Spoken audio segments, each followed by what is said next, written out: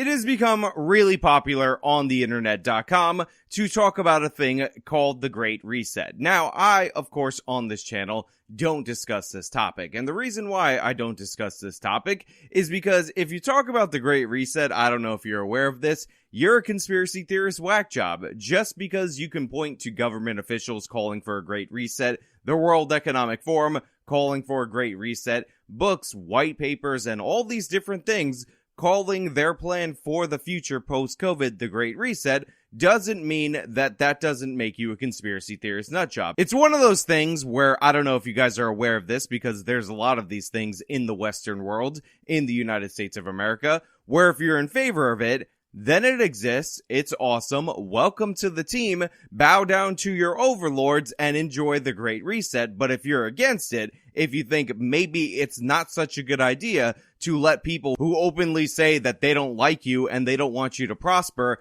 plan our re-emergence from the pandemic, then of course you're a conspiracy theorist nutjob and you need to be removed from the internet.com. So we don't talk about that nonsense over here on this channel. We don't get into that. We focus on the facts as presented to us, and of course, what I like to call the Great Unraveling. Because I don't know if you guys are aware of this, but there is something afoot in this great country. It is worse in specific states and in specific cities, and that is the fact that we're descending into complete and utter lawlessness. Crime is up, and again, we're not just talking about murders, burglaries, assaults, and all sorts of other violent crimes, but the atmosphere of criminality is up. People are out on the streets. We are seeing third world diseases re-emerge in these homeless encampments, and people who are living in these areas that are especially afflicted by this have had enough. They want to stand up. They want their representatives to hear them, and what we're going to talk about today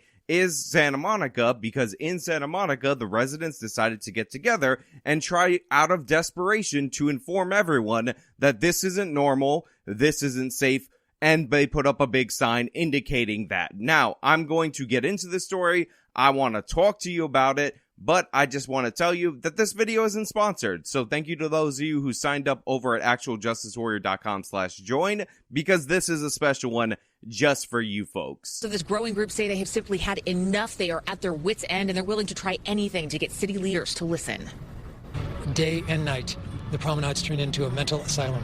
Very, very sick people who need to be institutionalized and need medical help. Now, it is just an absolute fact that the homeless problem has gotten worse across this nation. Now, a lot of people want to blame economic devastation, ruination, inflation, whatever as the cause of what we're seeing, but it is very important to note that what we're seeing in certain parts of the country seems to be concentrated, and a lot of these increases predate the pandemic. They predate the economic devastation. Because in reality, there are two main factors responsible for the homeless crisis that we see in certain parts of the country, and I'm going to name them for you so that you can understand them. The first one, and this should be obvious, is warm weather. If you have warm weather, then you are more likely to have people living on the streets because they are more likely to be comfortable living on the streets. And the second one, if you live in one of these warm weather cities that aren't flooded with homeless people in every one of your major metropolitan areas, is the Ninth Circuit Court. This is the reason why, in the West Coast in particular, we are seeing a present and growing homeless population, and we have been seeing so for a very long time, because the Ninth Circuit Court of Appeals has ruled time and time again that homeless people have all of these extra rights and privileges that are definitely not in the Constitution and are ridiculous and absurd in every possible way. They have ruled that you have a constitutional right to camp out in public. Remember, constitutional rights are supposed to protect your innate human rights as given to you by the Creator if you're a religious person, or by virtue of our humanity if you're somebody who's from a more secular strain. So what the Ninth Circuit Court of Appeals ruled is that people have a natural, God-given human right to camp all over California, set up 10 cities, and ruin every single area that they're in. Because of these two issues more than anything else, because of the lax enforcement and because of the warm weather, California is just flooded all over with homeless people, 10 cities, and yes, they are a problem and they need to be removed from the streets by force if necessary, especially if they're mentally ill. And I know people are going to talk about California's housing policy. we've discussed a lot about California's insane housing policy, how environmental regulations allow any random jackass to sue any developer and bog them down in court cases, sometimes for 20 years, by the way, in order to keep anything from being developed in the state of California. But the thing is, other states in the same area, other states covered by the same circuit court that have declared a God-given, natural, by dint of your humanity, human right to camp on the streets and live in an open-air drug market, have these same exact problems as California, but don't have nearly the same level of housing regulations, and also don't have nearly the same level of warm weather. So policy is a huge contributing factor in this. In New York City, we have crappy weather for the homeless at least 6 months out of the year, and guess what? We were able to get them off the street under Giuliani, under Michael Bloomberg. Bill de Blasio comes in and he says, you know what? Quality of life crimes, we're not going to enforce that anymore. And guess what? In the city of New York, you saw the return of the homeless people. So we have the capacity to deal with this. That capacity is largely, even if you're in a warm weather area, and that makes it a little bit harder, through enforcement, yet we refuse to do so. It's not about housing. Again, look at the other states with similar problems covered by the Ninth Circuit Court of Appeals and compare that to California. It's not about just warm weather. San Francisco, which is within California, doesn't have great weather like Southern California. New York, again, Bill de Blasio made the homeless problem reemerge. It's about a lack of enforcement. So they're putting up this signage. They're advocating for these people to get off the streets. They've had enough, and they've identified the correct issue. It is the governments that are refusing to do what they can in order to get these people off the streets. A group of Santa Monica residents and business owners say the problems have gotten so bad, they're taking matters into their own hands to get local officials' attention. And we've had enough, and so we're using free speech as a way to raise awareness and let people know this is actually the truth about Santa Monica. Members of the Santa Monica Coalition draped this sign over a boarded-up business on the 3rd Street Promenade, reading, "Santa Monica is not safe." Look, she's 100% right, and I absolutely love the fact that they put up this sign, that they're trying to do something. They're forming this coalition in order to fight back against the city of Santa Monica, like all these California cities completely overrun by progressive idiots, and trying to get these people off the streets because they're ruining the businesses. They're ruining the environment. There's sex workers here. So I need to take a sidebar for a moment and talk about the term sex worker. I absolutely hate it. I can't stand it. It is stupid and ridiculous, and I hate this trend in the United States of America where we actually go out of our way to make language less useful in order to communicate. A hooker is not the same thing as a porn actress. A porn actress is not the same thing as a stripper, and none of these people are the same thing as the OnlyFans girl that some of you unfortunately are addicted to, which maybe we will do a whole separate video and discuss that a little bit later another time.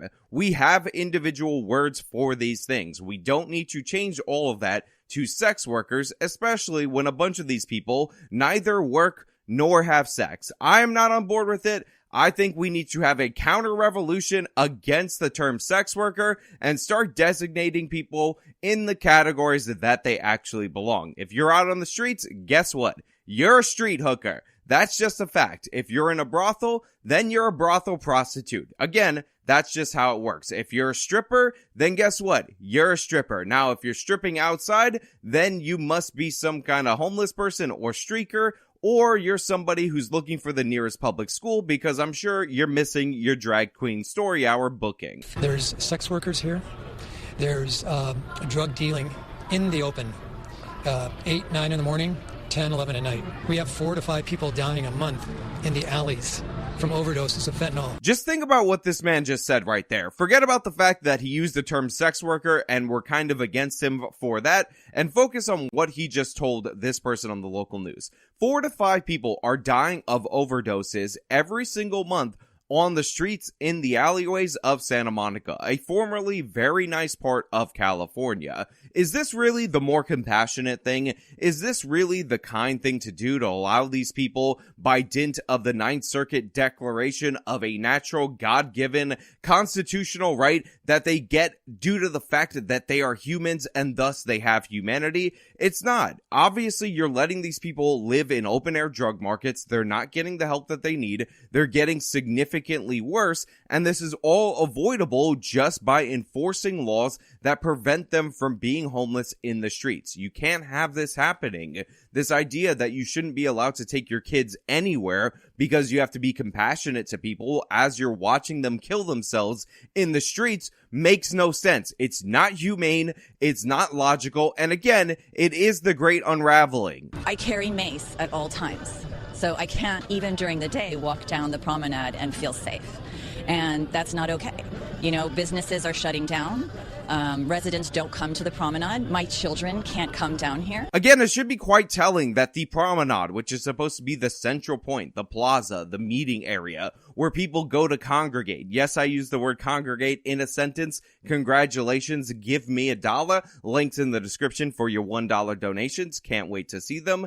And they can't do that. The residents are avoiding that. The hustle and bustle is not going on. It's been churned over to the vagrants, to the drug addicts, to the street hookers. And yes, we're not using the term sex worker. We're using the term street hookers because they're hookers on the streets, and we want more accurate language, not less accurate language. It's not logical. It's not sensible. It is not normal. And the fact that they're being told time and time again, not only to accept this, but they're somehow not compassionate for being against it is absurd. Now let's toss it over to somebody who's going to lie directly to your face, and I'm going to tell you exactly why he's lying and how shameful it is what he's doing. Putting up signage like that I find to be very harmful to our business community, to our reputation, and really runs counter to the experience that thousands and thousands of people are having when they come visit our downtown every single day. So this guy is in denial. And by the way, the reason he's using the Skype blurred background feature is because there's hookahs and drug addicts behind him, and he didn't want you to see that. Also, we get the lower third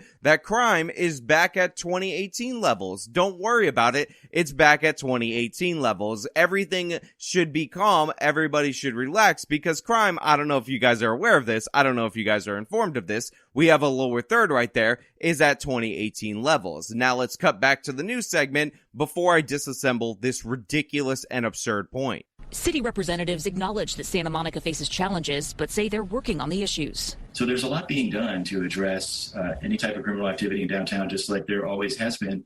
And numbers are actually down to where they were in 2018. So significant progress is being made. So he says it right there. You heard it in his own words. Crime is down to 2018 levels. We're doing, and by the way, we've always been working on this. We've always been addressing this issue. And need I remind you that crime is at 2018 levels. Now, maybe, I don't know, the news should provide context for this statement. Maybe the news should actually put up some crime statistics year over year so that you could see what crime being at 2018 levels in Santa Monica actually means, because I think it's quite telling, and that's what I'm gonna do. So right here, you could see more or less crime going down every year, year over year, up until about 2015. And then you see 2016, a giant spike in 2017, and of course, the largest spike in 2018. Now, the chart that I'm showing you right now actually only goes up to 2020, but you could see clearly in terms of violent crime that the violent crime rate in the year 2020 was significantly lower than the violent crime rate in Santa Monica in 2018. So what that means, if he's saying we're back down to 2018 levels, is that 2021 had to have a significant spike well above 2018 levels, and then they drop down to their previous peak over the last 5 years. That is not improvement. That is not something to celebrate. 2018 was one of the worst years of the decade for Santa Monica, and this guy's like, hey, I figured out a way to manipulate statistics. Please take down your sign that's actually informing people of what's going on. Please ignore all the people that are dying in alleyways of fentanyl overdoses, because I don't know if you know this, I want to be compassionate with my blurred Skype background. These challenges are being addressed. Do we have, work to do? Certainly.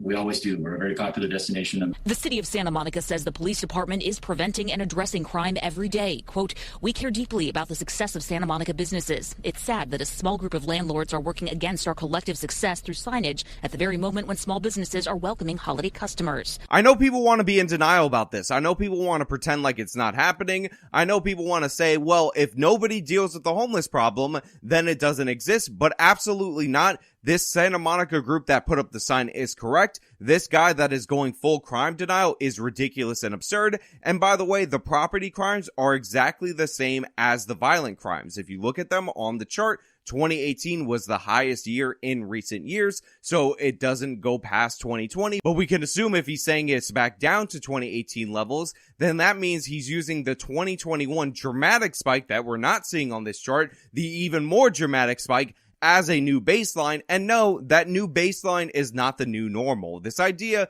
that we should accept the year that we saw the largest increase in homicide in American history, a 30% increase, as the new baseline that we judge ourselves against is absurd. It's just as absurd as these people who say, well, it's not as bad as the 1990s. Well, the 1990s was really bad in terms of violent crime. The 1990s was really bad in terms of homicide. But you know what we didn't have in the 1990s? 4 to 5 people dying in an alley in Santa Monica due to fentanyl overdoses. So in some ways, it's actually worse than the 1990s. In some parts of the country, it actually technically is worse than the 1990s in terms of homicide and in terms of violent crime. But even if we were slightly better than the worst time in American history in terms of criminality, the idea that we should accept that we should lower the bar to that level never made any sense. We should shame people for bringing it up. And this guy who said, oh, we're back down to 2018 levels, which was a huge high in the previous decade, pay no attention to the statistics and context. Just let the local news give me the last word and say, wow, these mean people are kind of mean putting up that sign saying Santa Monica is not safe, because in reality, the government officials in Santa Monica would prefer if you just ignored the fact that it was unsafe. Look, I love fighting back against the government. I love naming these people, shaming them, and I love the public humiliation for government officials who refuse to do their job. But the thing is, you have to realize that this is what you're going to be up against. Cherry-picked out of context statistics in order to deflect from the issue that yes, it's getting worse. Your eyes are not lying to you. You should be paying attention, and you need to change who you're voting for. I know a lot of people love to say all these people will still vote for Democrats. Well, how about we wait and see? How about we wait and see which type of Democrats they're going to vote for? How about we see if there's actually pushback? Maybe the Supreme Court, our federal Supreme Court, should actually review the Ninth Circuit decisions that grant all of these insane, non-existent constitutional rights to the homeless, and get rid of that, because you're essentially hamstringing one part of the country, all based on this idea that the Ninth Circuit, the most leftist court in the country, should be able to grant constitutional rights whole cloth. And by the way, the current Supreme Court should review that case post haste. They need to go over this kind of thing. They need to review this, and they need to overturn it, because eventually the conservatives are not going to hold the Supreme Court. Eventually the leftists are going to appoint more Ketanji Brown Jackson types, and I guarantee you Ketanji Brown Jackson has some crazy views about how the Constitution doesn't have a Second Amendment, doesn't protect your right to own a gun, but definitely protects your God-given, ordained by the Bible itself in our Constitution, our sacred, by dint of our humanity right to camp out in an open-air drug market on the west coast of this country, but she's going to expand that to nationwide. So yeah, we need to challenge and overturn this nonsense. California's kind of going against it when they have bad politicians, but even if they had good ones, they have to go up against the Ninth Circuit, and something needs to be done. But hey, those are just my thoughts. Let me know your thoughts down in the comments below. If you liked the video, show them by leaving a like, subscribe for more content, follow me on all my social medias, all of them, every single one. Support me via the description box links. Till next time.